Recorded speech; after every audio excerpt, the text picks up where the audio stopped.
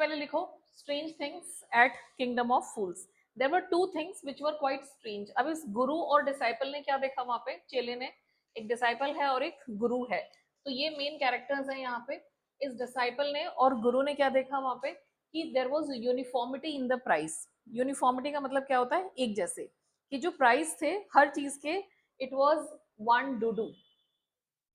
जैसे हर जगह की करेंसी होती है तो वहां पे डुडू चलते थे। जैसे 1 रुपया मान लो, तो 1 डुडू था। चाहे आप बैग ऑफ राइस लोगे तो भी आपको 1 रुपये देना है, घी खरीदोगे तो भी 1 रुपये देना है, हर चीज का प्राइस सेम था।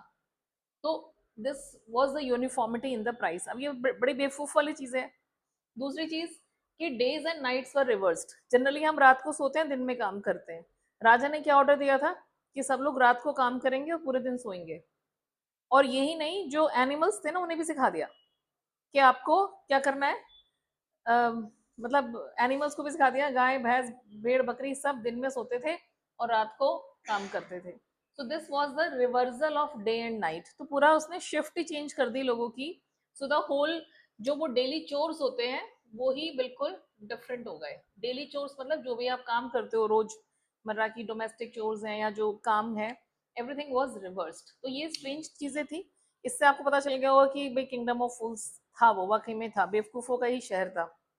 अब ये जो डिसाइपल था इसको क्या लगा कि भाई ये तो बड़ी मजेदार चीज है, हर चीज मुझे महंगी से महंगी चीज भी मैं 1 डुडू में ले सकता हूँ। तो he was tempted.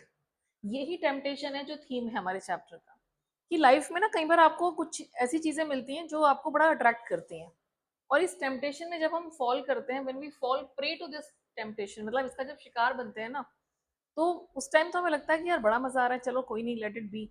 But then gradually we realise कि इसका जो आउटकम है वो कैसा होता है, इट इज वेरी डिवास्टेटिंग।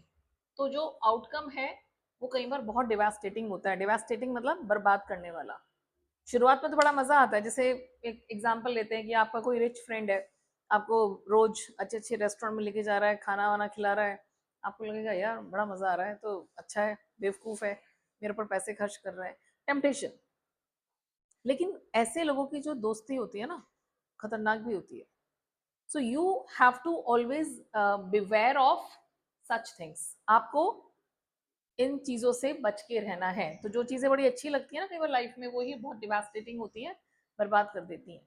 और ये विजडम ऑफ द गुरु, इसकी गुरु ने क्या कहा कि भाई यहाँ से चलो, this is not the right place to live here, हमें यहाँ पे नहीं रहना चाहिए, we should leave this place.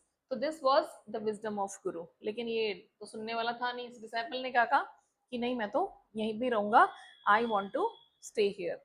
तो गुरु ने भी क्या किया कि भाई ठीक है, कई बार क्या होता है ना, आप अपनी गलतियों से सीखो, बेस्ट ऑप्शन क्या होता है। तो गुरु वॉज ऑल्सो राइट हियर। उसने कहा कि भाई तू रह यहाँ पे, और एक दिन खुद ही अकल आ जाएगी, and then you will realise that.